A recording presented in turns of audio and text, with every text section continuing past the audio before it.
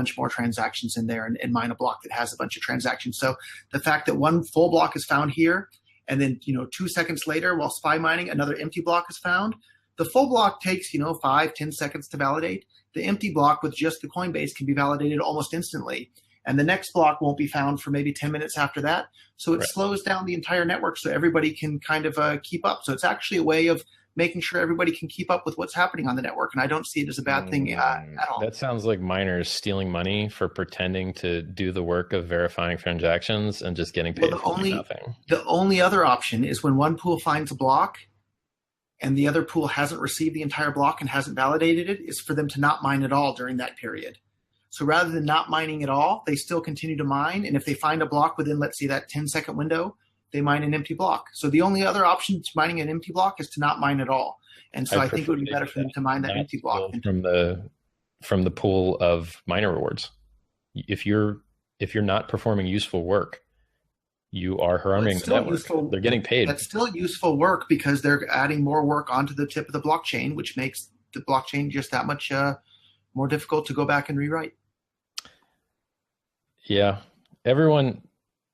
Roger has a mining company, and he's apparently good buddies with the guy who makes mining equipment.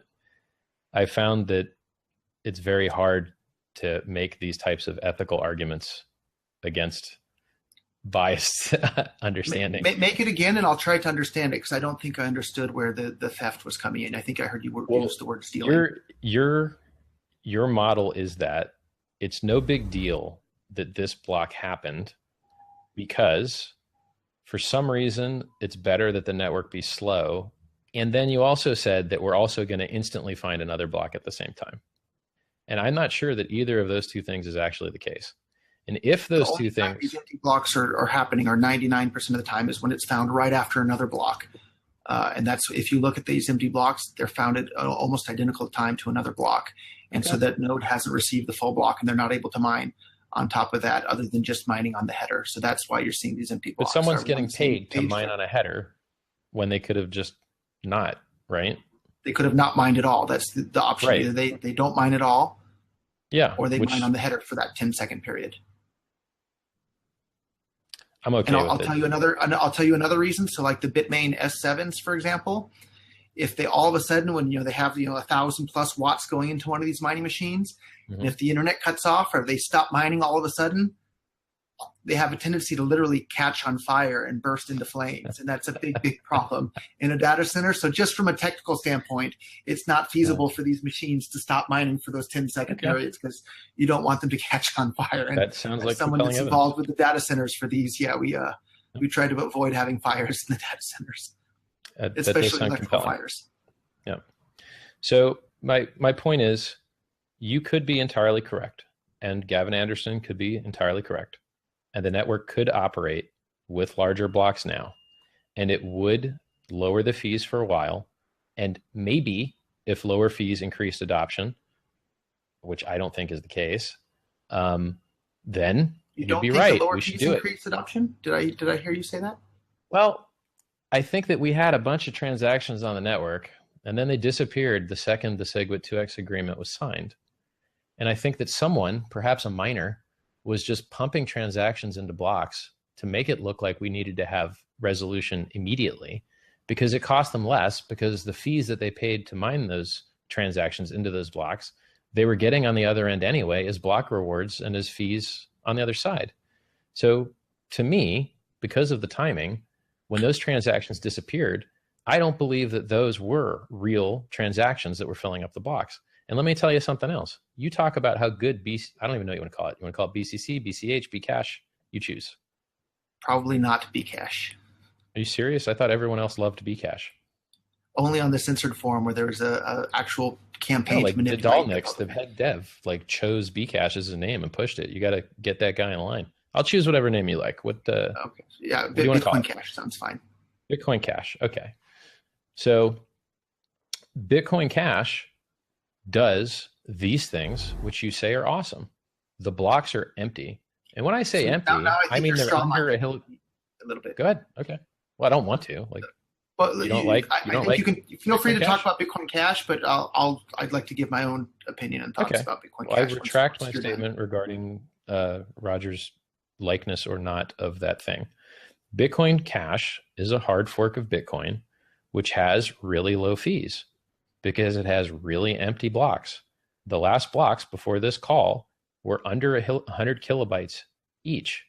And this is with an 8 megabyte limit. And this is with blocks that are being found 5 to 6 times faster than they should be, just giving free money to the miners. So if Roger's right and transaction fees are the important thing, then you can use almost any other cryptocurrency in the planet because not that many people seem to be like attacking them. So they all seem to work pretty good. If I can jump in here. Sure. I think transaction fees are important, but they're not the most important thing. The most important thing is the network effect and the amount of merchants and users and wallets and all this infrastructure built up around the world. And that's why the US dollar will be so incredibly hard to displace because there's all these banks and mobile apps and, just cash registers and vending machines and just an absolutely staggering amount of infrastructure is already developed around the entire world to use the US dollar. When it comes to cryptocurrencies, Bitcoin has the most amount of infrastructure already in place around the world for people to use it. That's an incredibly hard thing to overcome. Bitcoin Cash has been around for about 3 weeks. Bitcoin Cash changed the underlying economic code of Bitcoin with their emergency difficulty adjustment thing that I definitely have some concerns about myself. But I don't think it's the fees that's the most important thing. I think it's the network effect. So Go ahead, Richard. So hash rate matters, right? Because that's the reason we don't have 51% attacks. Hash rate's what secures the network, yeah. All right. Well, the Bitcoin Cash fork, I'm going to say stole something like 2 of 7 to 3 of 7 exahash. By steal? Can you define what you mean by steal in this case? Well, in this case, they pretended to give a lot of people a thing, which when they went to dump it on market, they couldn't because they had to wait 20 confirmations, 16 to 20, unless you're on Hitbit, and you could do it in 2, which they accepted a huge risk because the chain could have got rolled back. So they dumped this on a bunch of people, which also, for some people in certain jurisdictions, are going to cause tax consequences. And then if you weren't plugged into the internet at the time, you didn't know you were given this thing. And now you're being forced to make a decision as to whether to hold, and by holding, increase the economic value. And by increasing the economic value, pay the miners to screw over the network that you signed up for. So when everyone got go ahead.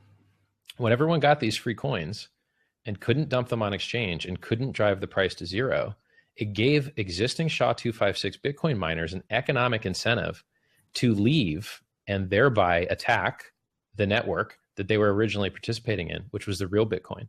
So all the people that didn't dump on site the Trojan horse coins allowed the market value to float, gave the miners an incentive to switch, slowed down block times in Bitcoin, reduced security in Bitcoin.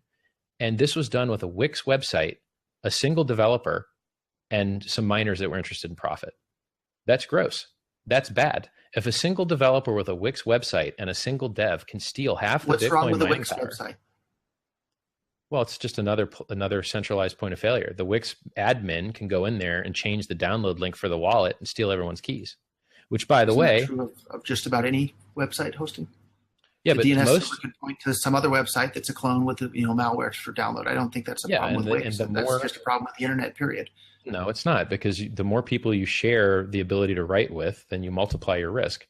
So if you host with the same people that host your DNS, then there's 1 point of failure. If you host somewhere different than you host your DNS, now there's 2 points of failure. If you use 2FA through SMS, now you've got SS7, 3 points of failure. If you don't do the administration yourself and you hire an admin, now you got 4 points of failure, and they just keep multiplying.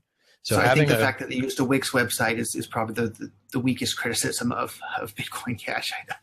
I don't think you're going to find a lot of enterprise level multi-billion-dollar projects launched on Wix websites. I think it is a huge security problem and speaks to the inability of their development. Cash. There's a reason they only have one developer. There's a reason their software is not working properly right now. There's a reason that it's hard for you to hire good devs. There's not one developer. That's just an outright lie. There's quite a few developers. There's a huge ecosystem developing around it. I look at it. It's only been out for about 3 weeks. and it has the third or fourth biggest market cap in the world at this point. The fact that the blocks are happening, are already 100 kilobytes.